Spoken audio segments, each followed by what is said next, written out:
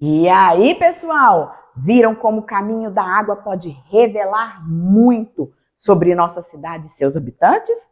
Pois agora vamos olhar para um assunto que ultrapassa os limites de Goiânia e vai até o mundo todo, literalmente. Vamos levantar voo rumo aos gases de efeito estufa. Você já ouviu falar sobre o efeito estufa? Não, não tem nada a ver com planta na estufa, apesar do nome. Os gases de efeito estufa são importantes, mas em excesso podem causar um problemão para o planeta. Mas calma, o mundo inteiro já vem se reunindo para tentar resolver essa questão. E o que será que tem nesses tais acordos internacionais? Será que os países estão mesmo fazendo sua parte? E nós, será que também podemos ajudar? Vem descobrir isso agora com essa videoaula da professora Mariana para a galera do 7º ano. Olá, tudo jóia? Aqui é a professora Mariana do componente curricular Ciências da Natureza. A videoaula de hoje tem como título Gases do Efeito Estufa, Acordos Internacionais, e foi produzida em especial para o 7º ano do ensino fundamental. Vamos lá? O efeito estufa é um fenômeno natural, essencial para manter a Terra aquecida, com média de 15,5 graus Celsius. Sem ele, viveríamos em um planeta congelado. Ele funciona como um cobertor que retém parte do calor do Sol. Gases como o dióxido de carbono, ou gás carbônico, CO2, o metano, CH4, o óxido nitroso, N2O, e o vapor d'água, H2O, fazem parte desse processo. O problema é quando esses gases aumentam demais por causa das ações humanas. Você já sentiu que o clima anda meio estranho? Muito calor num dia, temporal no outro. Isso tem tudo a ver com a intensificação do efeito estufa, o aquecimento global. E é sobre isso que vamos conversar. Você vai entender por que o mundo inteiro está falando da missão 1,5 graus Celsius. Desde a Revolução Industrial, as atividades humanas passaram a emitir muito mais gases poluentes, especialmente pelo uso da energia de carvão, petróleo e gás natural. E isso aumenta as emissões de gás carbônico. Também desmatamos florestas, criamos gado em larga escala e produzimos resíduos sem tratamento adequado. Tudo isso libera gás metano, os óxidos de nitrogênio e outros gases que agravam o efeito estufa. Queimar carvão, petróleo e gás natural libera gás carbônico, o CO2. O gado libera gás metano, CH4, no processo digestório. Usar fertilizantes em excesso libera também em excesso o óxido nitroso, N2O. Jogar lixo orgânico sem tratamento gera maiores emissões do CH4, o gás metano. E cortar florestas reduz a absorção do gás carbônico, o CO2. Com o excesso desses gases, a temperatura média do planeta aumenta. O planeta esquenta, os oceanos absorvem menos gás carbônico e o gelo dos polos começa a derreter. E isso piora ainda mais o problema. É como uma reação em cadeia. Mais calor, mais problemas climáticos, mais impactos na vida de todos nós. Enchentes, secas prolongadas, alimentos mais caros, doenças respiratórias, desaparecimento de espécies, são algumas dessas consequências. Para lidar com isso, os países criaram acordos internacionais. Reconhecendo o problema, a Organização das Nações Unidas, a ONU, criou em 1992 a Convenção Quadro das Nações Unidas sobre Mudança do Clima, ou UNFCCC, durante a segunda Conferência das Nações Unidas sobre Meio Ambiente e Desenvolvimento, a ECO 92, ocorrida no Brasil. Na terceira Conferência das Partes da Convenção Quadro das Nações Unidas sobre Mudanças Climáticas, em 1997, houve a assinatura do Protocolo de Quioto, com metas obrigatórias para países desenvolvidos. Em 2015, o grande marco, o Acordo de Paris, adotado na 21ª Conferência das Nações Unidas sobre Mudanças Climáticas, COP21. Ele determina que países definam suas metas climáticas, chamadas NDCs.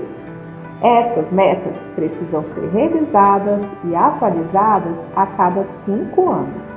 Outro ponto é a missão 1,5 graus Celsius, com a missão de limitar o aquecimento global à referida temperatura.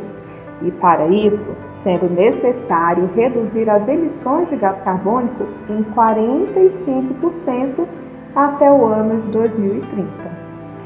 Já na COP27, ocorrida no Egito, em 2022, foi criado o Fundo de Perdas e Danos para apoiar países mais vulneráveis, ou seja, quem mais sofre com as mudanças climáticas.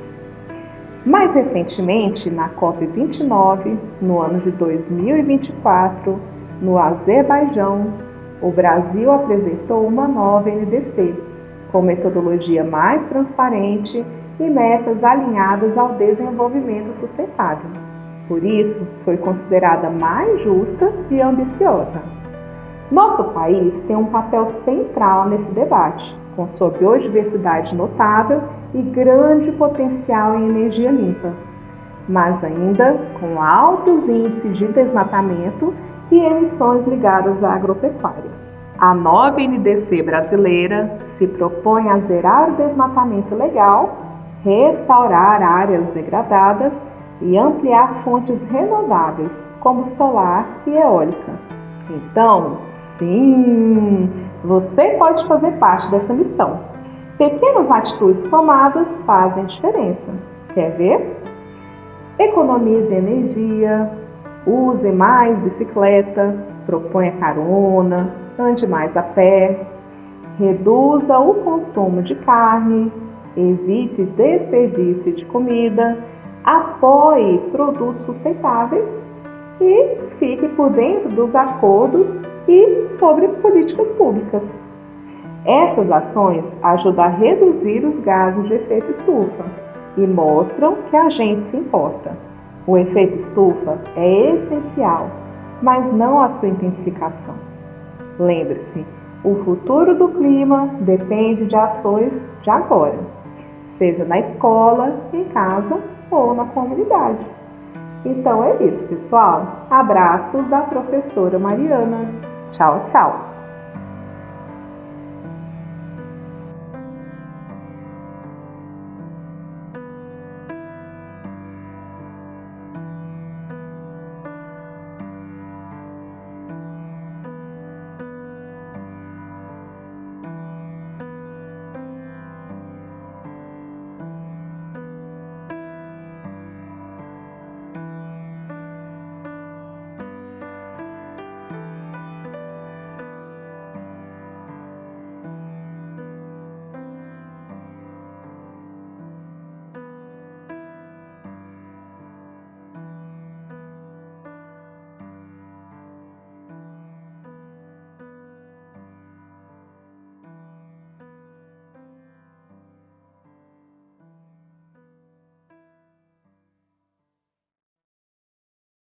Nossa, quanta coisa importante, hein? Agora vamos mudar de ambiente. Sai natureza e entra o nosso corpo. Você já tentou fazer um salto e sentiu que o seu corpo pesou? Pois é, isso tem nome, o fator de movimento chamado peso. Na dança, a gente não só se movimenta, a gente sente o movimento. E o peso é um dos elementos que fazem toda a diferença no ritmo e na expressão corporal. Quer entender como tudo isso acontece e ainda se inspirar para se mexer? Então presta atenção nessa aula curtinha, mas poderosa, com o professor Eurim.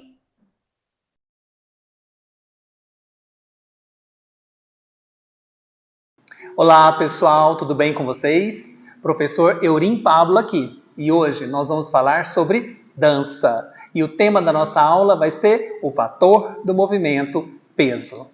E o autor que vai nos apresentar o fator do movimento peso é Rodolphe Laban. E vamos entender como aplicar o fator do movimento peso nas suas diferentes qualidades nos nossos movimentos em dança. O fator do movimento peso possui as variações da qualidade, oscilando entre o leve e o forte ou pesado. Vamos visualizar essas variações em uma escala, onde começamos pelo movimento muito pesado,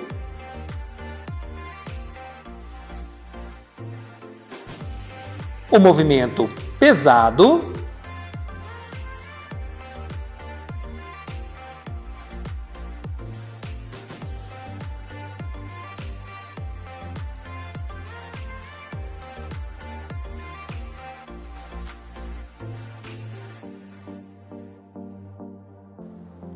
o movimento moderadamente pesado,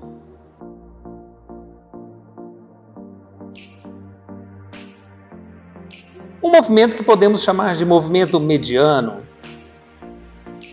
o movimento ligeiramente leve,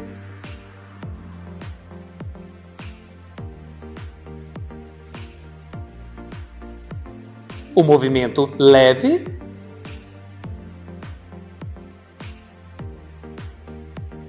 e o movimento muito leve. Agora, dois conceitos fundamentais para falarmos do fator do movimento peso, que é a gravidade e o tônus muscular. A gravidade nos puxa para o chão, conectando-nos a ele. São movimentos considerados mais pesados, que utilizam essa força para intensificar a descida do corpo, enquanto os movimentos mais leves parecem desafiar a gravidade.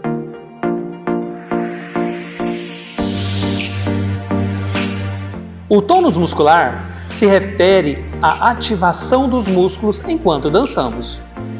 Se ativarmos mais, o movimento se torna forte. Se relaxarmos, ele se torna mais fluido, mais suave.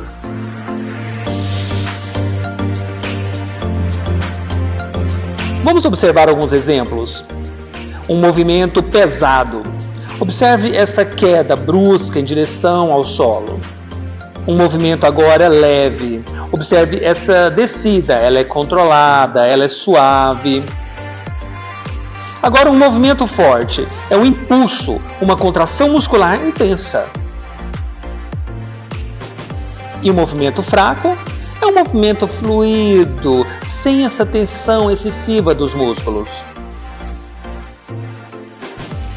Agora que entendemos melhor sobre o fator do movimento peso, observe aí na sua dança, quando é que você executa movimentos mais leves e quando que você executa movimentos mais pesados.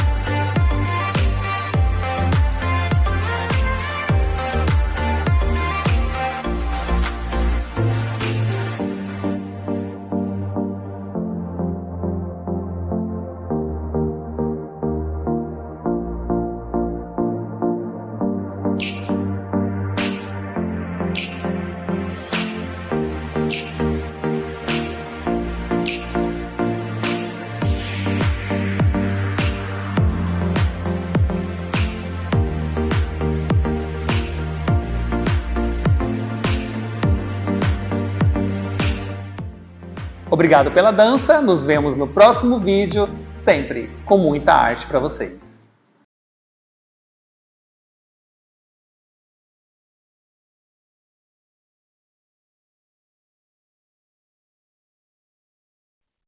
E E aí, pessoal, quem diria que em tão pouco tempo a gente ia viajar pela cidade, pelo mundo e pelo corpo, hein? Aprendemos sobre a água da chuva que tem um caminho e ele depende muito de como cuidamos da cidade. Os gases que afetam o mundo inteiro e até o nosso peso influenciam no movimento do corpo quando a gente dança. Ou seja, tudo está conectado. Hoje ficamos por aqui. Não se esqueçam de acessar o nosso portal Conexão Escola para verem os vídeos e as nossas propostas de atividade.